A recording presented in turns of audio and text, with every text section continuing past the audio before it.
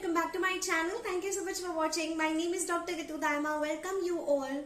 Here is another video on aphorism number 161 from the book of Organon of Medicine. आप सभी के लिए लेकर आई हूँ आज Organon of Medicine का नया aphorism, which is aphorism number 161. और इस aphorism के बाद खत्म हो जाएगा हमारा वो सारे aphorisms जो है होम्योपैथिक एग्रीवेशन पर. aphorism नंबर 155 से हमने स्टार्ट किया था और 161 पर आकर हमारा जो है होम्योपैथिक एग्रीवेशन का कॉन्सेप्ट फिनिश हो जाता है. सो चलिए शुरू करते हैं आज की इस वीडियो को, विच इज aphorism नंबर 161. हम जिस बुक में से पढ़ रहे हैं वो है Organon of Medicine की 5th and 6th combined addition, जिसमें से हम इसको पढ़ते हैं. प्लीज वीडियो को एंड तक देखिएगा अगर आपको इस aphorism को अच्छे से समझना है. And don't forget to like, share and subscribe to my channel if you haven't subscribe it till yet. एक और छोटी सी बात शेयर करना चाहती हूँ कि इस संडे को लाइव की तैयारी कर रही हूँ. टाइमिंग के लिए आप कम्युनिटी पोस्ट चेक कर लीजिएगा. संडे को मेरी पूरी कोशिश है कि मैं एक लाइव जरूर करूं अनटिल अनलेस कोई इमरजेंसी आ जाए, पर लाइव होने की पूरी आशा है.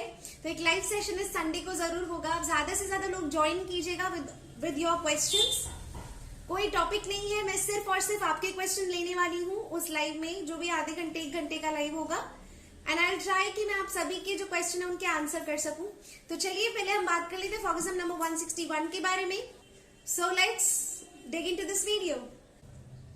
When I here limit the so-called homeopathic aggravation or rather the primary action of the homeopathic medicine, हम बहुत अच्छे से जानते हैं कि जो एक्शन हमने पढ़ा है, one is primary action, another is secondary action.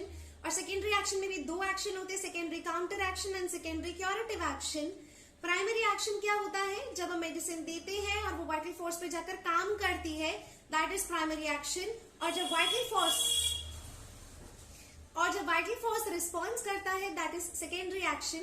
तो यहाँ पर होम्योपैथिक एग्रीवेशन को कहा गया है primary action of homeopathic medicine, क्योंकि बेसिकली जब हम मेडिसिन दे रहे हैं तो वाइटल फोर्स पर जाकर काम कर रही है, जिसकी वजह से सिम्टम्स आ रहे हैं. तो वो प्राइमरी एक्शन है मेडिसिन का. That seems to increase somewhat the symptom of original disease, जो कहीं ना कहीं ओरिजिनल सिम्टम्स को थोड़ा सा, ओरिजिनल डिजीज के लक्षणों को थोड़ा सा बढ़ा देती है. To the first of you first hours, शुरुआती कुछ घंटों के लिए. This is certainly true with respect to the disease of a more acute character and of a recent origin. ये बिल्कुल 100% श्योर बात है. अगर जो डिजीज है वो एक्यूट है, बहुत रीसेंट ओरिजिन है, 2-3 दिन पहले, 4-5 घंटे पहले हुआ है, बहुत एक्यूट कैरेक्टर है, तो ये जो एग्रीवेशन होगा ये सर्टेनली 100% श्योर है, होगा. But where medicine of long action have to combat a malady of considerable or a very long standing, लेकिन जहां पर डिजीज बहुत लंबे समय से है और उनके लिए आप ऐसी होम्योपैथिक मेडिसिन चूज करके देते हैं जिनका एक्शन भी लॉन्ग स्टैंडिंग होता है. ऑब्वियसली आप सभी जानते हैं ना कि जब अक्यूट डिजीज होता है तो आप मेडिसिन ऐसे सिलेक्ट करते हैं जिनका अक्यूट एक्शन होता है, जो 5 मिनट में, 2 मिनट में, फ्यू सेकेंड्स में काम करती है और उनका टाइम ऑफ एक्शन ड्यूरेशन भी छोटा ही होता है. लेकिन वही अगर बहुत क्रॉनिक डिजीज है, 10 साल 20 साल पुराना है, 5-6 साल पुराना है, या फिर it is few months also, तो आप एक डीप एक्टिंग मेडिसिन देते हैं जिसका लंबा समय तक असर होता है. डोजेस भी कम देते हैं, रिपीटेशन भी कम करते हैं और डीप एक्टिंग मेडिसिन देते हैं जो कि 50 दिन, 40 दिन, 30 दिन इनका एक्शन ऐसे होता है. So where one dose consequently must continue to act for many days, we then occasionally see, आप देखते हैं कि ऐसे में 1 डोज दिया जो आप बहुत दिनों तक उनका लगातार एक्शन शरीर में चलता रहता है. We then occasionally see during the first 6, 8 or 10 days the occurrence of some such primary action of the medicine. तो ऐसे केसेस में हम जो थोड़ा सा जो इंक्रीज देख रहे हैं ओरिजिनल डिजीज के सिम्टम्स का, जो होम्योपैथिक एग्रीवेशन का या primary action of the homeopathic medicine का, वो कभी 5th डे पर, कभी 8th डे पर, कभी 6th डे पर ऐसे कभी नजर आता है. Like 6th, 8th, 10th day पे कहीं ना कहीं थोड़ा जाके नजर आता है. Some such apparent increase of the symptom of original disease lasting for 1 or several hours. इसमें आप देखते हैं कि थोड़ी देर तक या कुछ घंटों तक ये होम्योपैथिक एग्रीवेशन देखने मिलता है. Whilst in the intervening hours amelioration of the whole malady is perceptible. जबकि जो बीच का जो समय रहता है जिसमें कोई सिम्टम नहीं है, तो पेशेंट में बहुत अच्छी रिकवरी आप देखते हैं. तो आप पूरे मैलेडी, पूरा डिजीज जो है आप देखेंगे उसमें बहुत सुधार है कभी तीसरे दिन, 5वें दिन, 8वें दिन थोड़ा बहुत होम्योपैथिक एग्रीवेशन देखने मिलता है कुछ एक घंटों के लिए. After the lapse of these few days, the amelioration resulting from such primary action of the medicine proceeds almost uninterruptedly for several days longer. और जैसे ये कुछ दिनों का होम्योपैथिक एग्रीवेशन का पीरियड भी चला जाता है तो आप देखेंगे कॉन्टिन्यूड बिना किसी इंटरप्शन के केवल और केवल आराम और इम्प्रूवमेंट ही देखने मिलती है. इसी अफॉर्गजम को डॉक्टर हैनिमैन ने 6th एडिशन में रीराइट किया कुछ एक लाइंस को, तो उन लाइंस को हम देख लेते हैं. When no such apparent increase of the original disease ought to appear during treatment, जब आप बहुत ज्यादा कोई सिम्टम्स नहीं आ रहे ओरिजिनल डिजीज के, कोई अपरेंट इंक्रीज आपको नहीं दिख रहा है ट्रीटमेंट के दौरान, and it does not so appear if the accurately chosen medicine was given in proper small gradually higher doses. ये कब ऐसा होता है?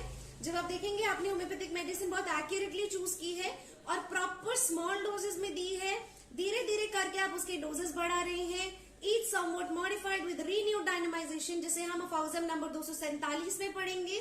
रीन्यू डायनेमाइजेशन क्या है, बट अभी के लिए जानना इतना काफी है कि अगर जितने भी समय में आप चाहते हैं जो एपरेंट इंक्रीज नहीं है दिख रहा आपको, original symptom that means homeopathic aggravation आपको नहीं दिख रहा है, वो तब होता है, जैसे कि हम अफॉर्गजम नंबर 160 में भी कर चुके हैं, वो तब होता है जो डोजेस स्मॉल होंगे, ग्रेजुअली हायर, धीरे धीरे करके आप आगे की तरफ बढ़ेंगे.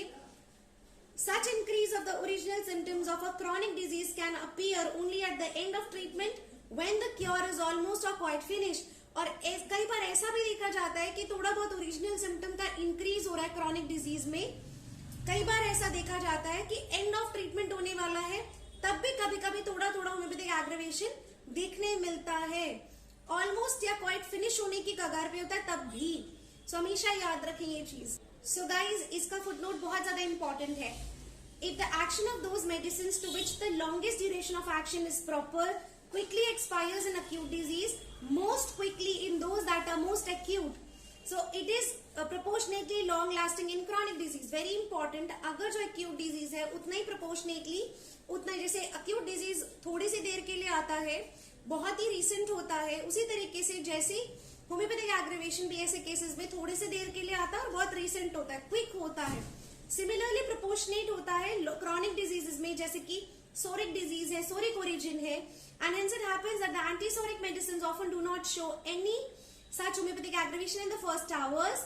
आप देखेंगे कि एंटी सोरिक मेडिसिन अगर आप सिलेक्ट कर रहे हैं, जहां आपको लग रहा है क्रॉनिक डिजीज है, सोरिक माइजम लग कर रहा है बिहाइंड, तो ऐसे केसेस में आप देखेंगे कि आपने जो मेडिसिन दी है उसके बाद कोई होम्योपैथिक एग्रीवेशन नहीं होता फर्स्ट फ्यू आवर्स में, will they do so later and during various hours for the first 8 or 10 days. आप देखेंगे तब भी बाद में भी 8-10 दिन तक भी होम्योपैथिक एग्रीवेशन देखने नहीं मिलता है. तो आप देखेंगे जितना क्रॉनिक डिजीज है, जितना डीप सीटेड डिजीज है, जितनी डीप सीटेड मेडिसिन आप दे रहे हैं, जितनी स्मॉल डोजेस आप दे रहे हैं, जितना डायनामाइज्ड पावर आप दे रहे हैं, उतनी होम्योपैथिक एग्रीवेशन कम है. So this is basically the funda of homeopathic aggravation. I really hope that you like this video as well as you understand this video. जबकि मैं एक्सपेक्ट कर रही हूँ 155 से 161 तक सब अच्छे से समझ आ गए. Still you have any doubt, then please do let me know in the comment box. Comment box is always open for you guys. I'm ready to give you all the solutions जितने मैं दे सकती हूँ, जितने answers मेरे पास available है. Otherwise मेरे efforts लगा के I'll try to give you answers. और अब हम नेक्स्ट 162 से एक नया कॉन्सेप्ट शुरू करेंगे ऑर्गेनॉन ऑफ मेडिसिन में. लाइक्स दीजिए and please don't forget to subscribe the channel. Thank you so much and stay tuned. Bye bye.